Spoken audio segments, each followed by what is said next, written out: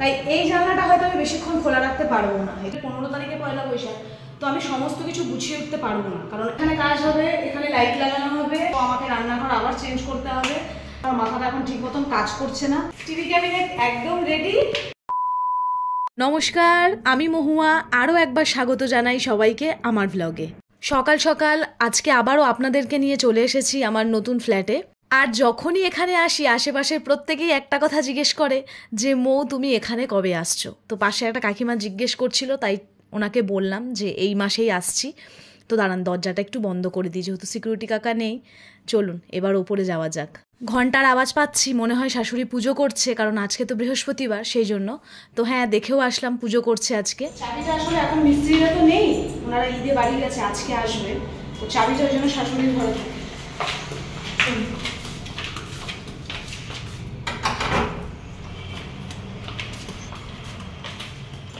ভিতরের স্মেলটা এত ভালো লাগে, একটা কেমন একটা গন্ধ হয় না, দারুণ লাগে। তো ফ্ল্যাটে অনেক কাজ এগিয়ে গেছে, অনেকটা, মানে এখন ফিনিশিং কিছু কাজ বাকি আছে, তারপর লাইটের কিছু কাজ বাকি আছে।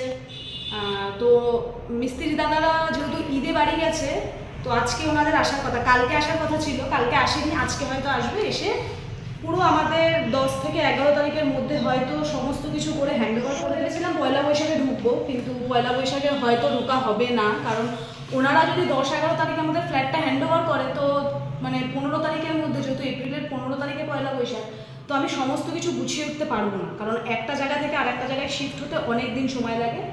তাই আমরা ঠিক করেছি এই মাসেই ঢুকবো, কিন্তু সেটা হচ্ছে অক্ষয় তৃতীয়ায়। পয়লা বৈশাখের পর অক্ষয় তৃতীয়ায় ভালো একটা দিন আছে। আর আমার ঘরের ওয়ার্ড্রবের প্লাইটা লাগানোর পরে দেখতে খানিকটা এরকম লাগছে। আমার তো ভীষণ পছন্দ হয়েছে এই প্লাইটা, এটা আমি পছন্দ করেছি, মানে ওয়ার্ড্রবের জন্য একদম পারফেক্ট। এই ঘরের আর ওই ঘরের ওইটুখানি হবে, না না, শুধু ওই যে ওই জায়গাটা, যে ওই পাশটা যে খালি আছে, ওই ওপরটা, ওখানটা নিতে হবে নাকি? ওই জায়গাটা নিতে হবে না কেন? এখানে তো ইয়ে বসে যাবে না? এর আগে যেদিনকে এসেছিলাম সেদিনকে তো এখানে ড্রেসিং টেবিলটা তৈরি করা ছিল, আজকে আবার দেখছি খুলে দিয়েছে, নিশ্চয়ই কোনো কারণ হবে। আর এই রুমটা থেকে আমার ডাইনিং এরিয়াটা দেখতে খানিকটা এরকম লাগছে। এটা কমপ্লিট হয়ে গেছে, মানে কমপ্লিট হয়নি, এখনো অনেক কিছু বাকি আছে, হ্যান্ডেল লাগানো, ভেতরেও আর অনেক কাজ বাকি আছে। আর আমার ঠাকুরের জায়গাটা, আমার মন্দিরটা দেখাই, কোথায় কি করবো না করবো সেটা পুরো কমপ্লিট হয়ে যাওয়ার পরে তো একটা হোম ট্যুর দেবই অবশ্যই। এখন টুকটাক করে একটু দেখিয়ে দিচ্ছি, কারণ যখনই আসছি এখানে আমি দেখতে, তো আপনাদের সঙ্গে একটু একটু করে আমি ব্লগ শেয়ার করে দিচ্ছি। তো এটা হচ্ছে আমার ঠাকুর। এখানে তো আমার যেহেতু খুব একটা বেশি ঠাকুর নয়, তো সেই বুঝেই আইডিয়া করে এটা বানানো হয়েছে।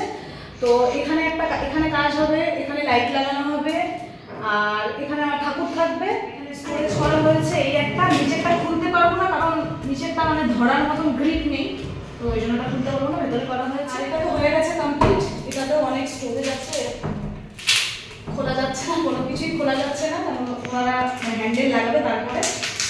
ঠিক আছে, চলো এইবার মেন সমস্যাটা হচ্ছে রান্নাঘরেও এখানে করা হয়েছে, কিন্তু জানি না রান্নাঘরে হয়তো অনেক কিছু করা হতে পারে। যে কালারটা আমরা ভেবেছিলাম সেই কালারটা তো প্রথমত মানে এক্স্যাক্ট সেই কালারটা পাইনি, মানে হালকা ডিফারেন্স আছে। তো যাই হোক করেছিলাম, কিন্তু এখন আমার যেন রান্নাঘরটা ঠিক আমার মনের মতন মানে কালারটা লাগছে না। তো এর সঙ্গে হোয়াইট কম্বিনেশন দিলে হয়তো ভালো লাগতে পারে, আর যদি না ভালো লাগে তো আমাকে রান্নাঘর আবার চেঞ্জ করতে হবে। এখন আমি জানি না, আমার এখন এটা মানে এসে দেখার পরে আমার মাথাটা এখন ঠিক মতন কাজ করছে না, দেখা যাক কি হয় না হয়। ওকে, কারণ যেখানে আমি মানে আমার 24টা ঘন্টার মধ্যে 20 ঘন্টা যেখানে আমার কাটবে, তো আমার সেই জায়গাটা যদি মনের মতো না হয়, মানে আমি অনেক আশা করে অনেক কিছু ভেবে রান্নাঘরটা মানে করছি, তো দেখা যাক কি হয়। আর ফাইনালি আমার টিভি ক্যাবিনেটটা রেডি হয়ে গেছে, এই যে টিভি ক্যাবিনেট একদম রেডি। মানে এরপর আরেকটু টুকিটাকি কাজ আছে, একদম রেডি, মানে ওটাকে কি বলে, টাচ আপ যেটাকে বলি আমরা, সেগুলো বাকি আছে। তো এই যে, তো আমরা এখানে প্রথমে ভেবেছিলাম এখানে গ্লাসের মানে একটা পাল্লা দেবো, গ্লাসের থাকবে, তারপরে পরে আমরা ডিসিশন চেঞ্জ করলাম যে না, গ্লাসের কোনো কিছুই দেবো না, তো এরকমই থাকবে। তো এখানে সব স্টোরেজ করেছি, অনেক কিছু জিনিস রাখা যাবে সেই জন্য।